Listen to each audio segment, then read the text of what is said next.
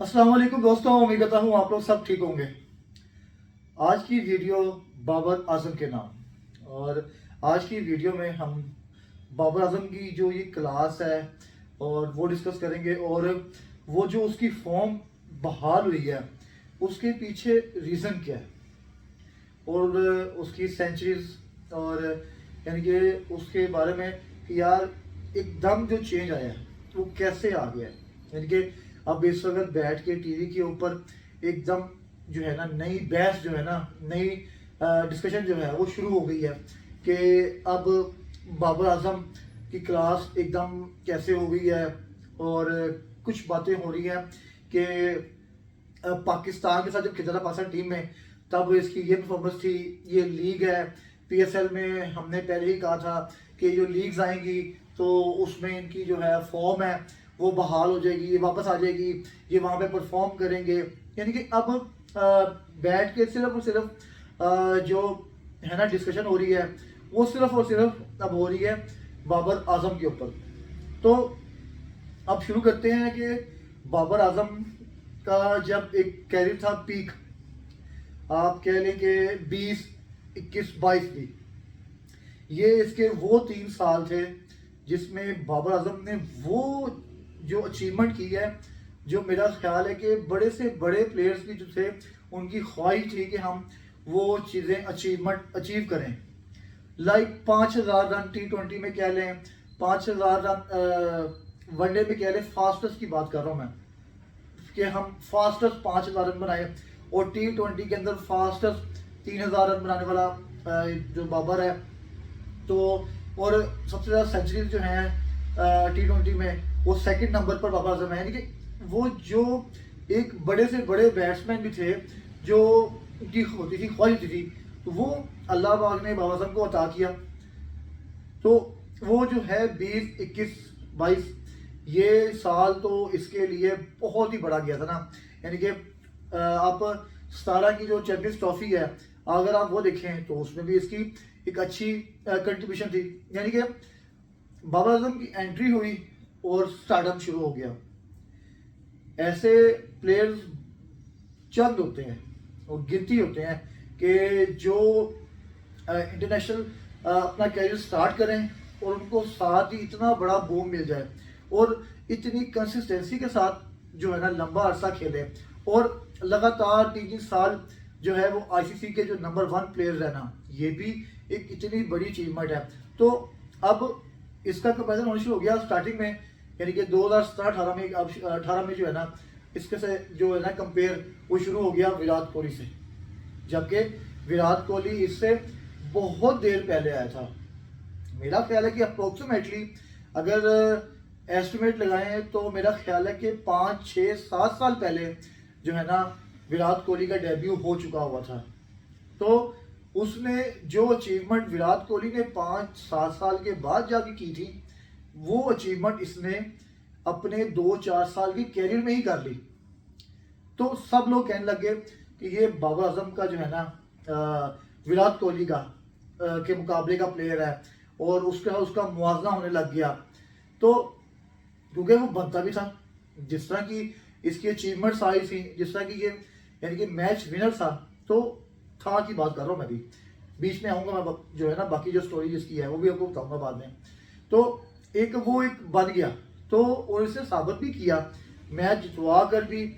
और फिर एक इसके अब इंटरनेशनली जो है ना वो इसके खिलाफ एक कंपेन शुरू हुई कि ये इसका जो स्कोर है ना वो सबसे ज़्यादा स्कोर जो है ना वो जिम्बाब्वे के खिलाफ है या छोटी टीम के खिलाफ है।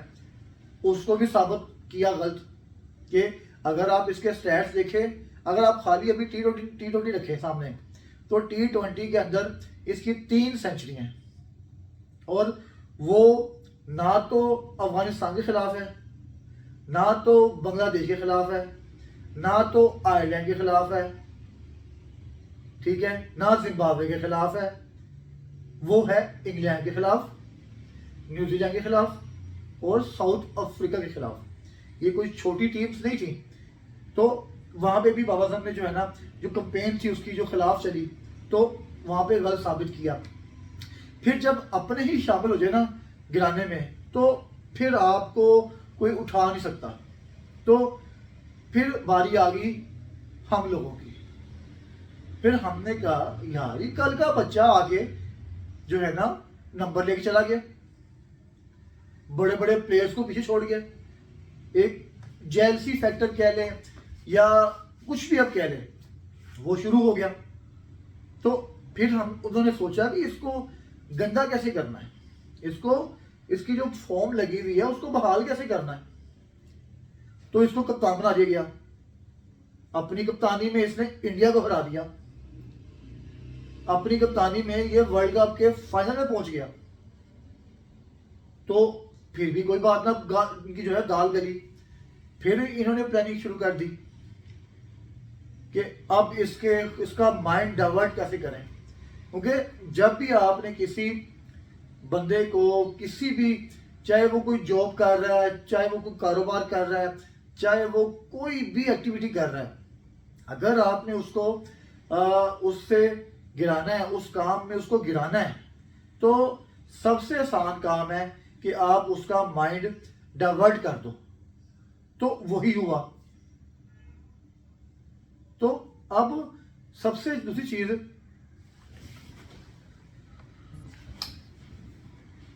अगर आपने किसी को गिराना हो उसके काम में, तो उसका माइंड डाइवर्ट कर दो, उसको डबल माइंडेड कर दो।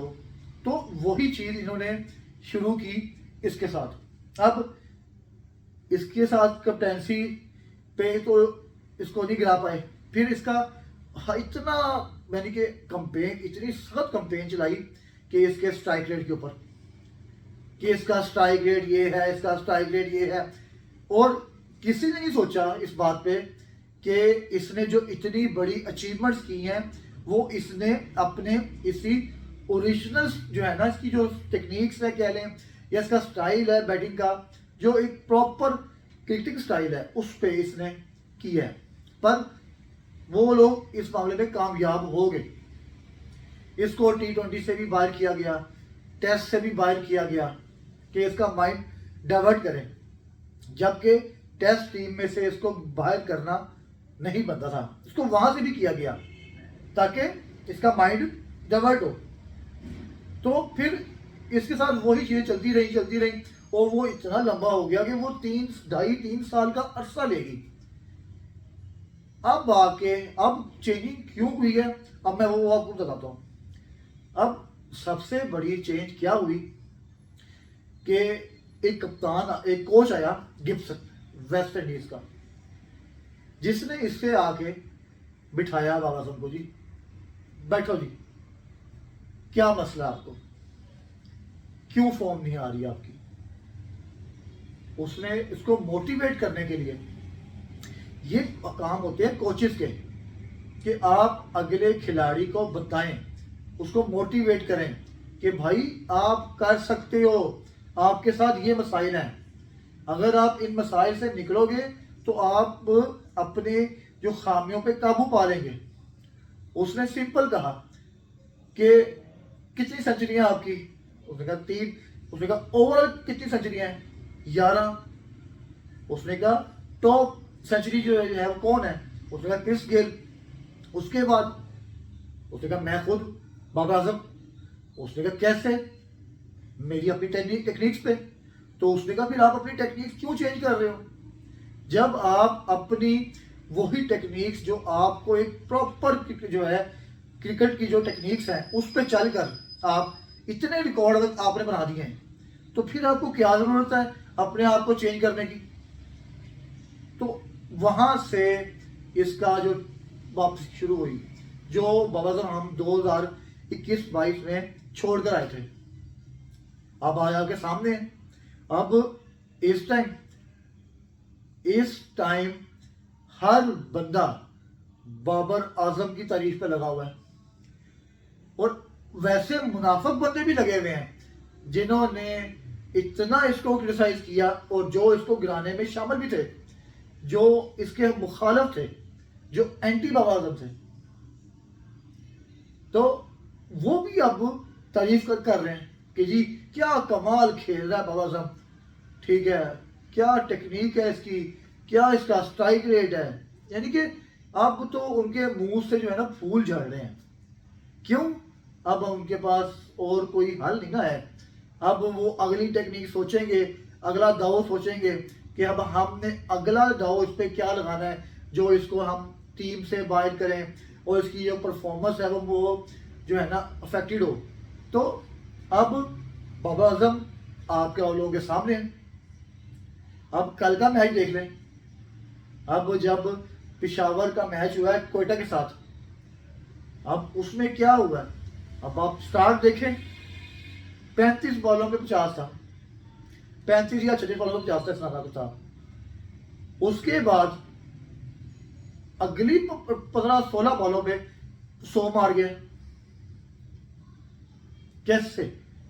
यही चीज है वो कि एक उसको और सेकंड उसको क्या है, उसको एक बैक, उसको साल जो है ना बैक मिल रही है उसको, उस साल मेंडेस की शक्ल में, ऊपर से जो हारिस है उसकी शक्ल में। पूरी टीम एफर्ट हो रही है ना। एक खाली हमारे पास क्या था, एक वो बात बन गई थी यार आप पहना चौथा पर आ गए। तो इस तरह टीम पे नहीं चलती ना।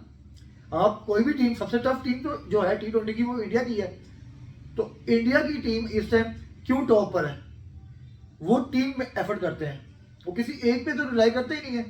वो ये तो करते ही नहीं है कि जी के चल वो विराट खेल रहा है, खेलता रहे, उन्होंने हंसी सड़ा की है वो विराट खेल।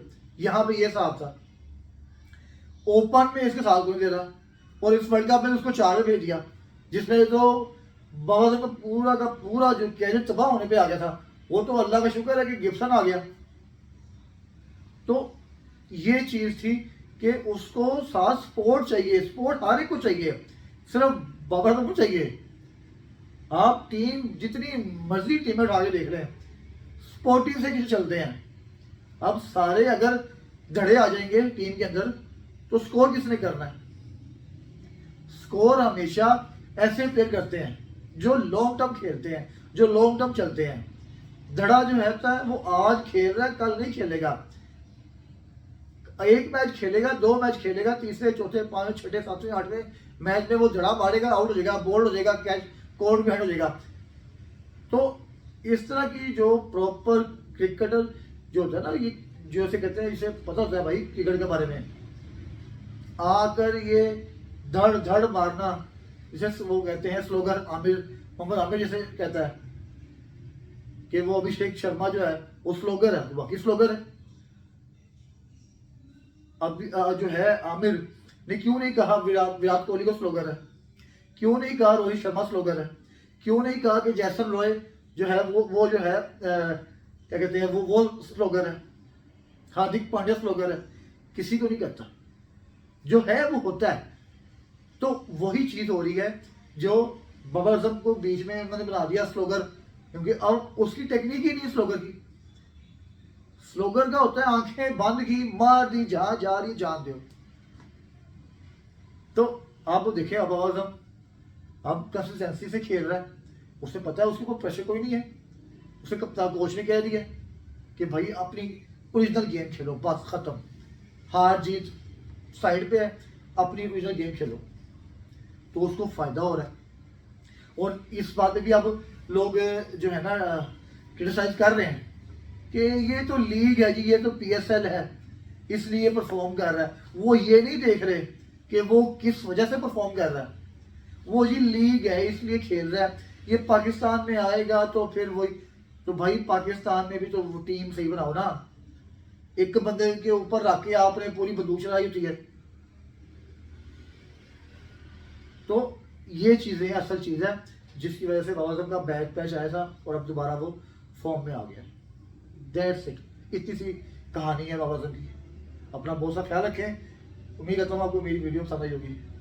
अल्लाह हाफिज़।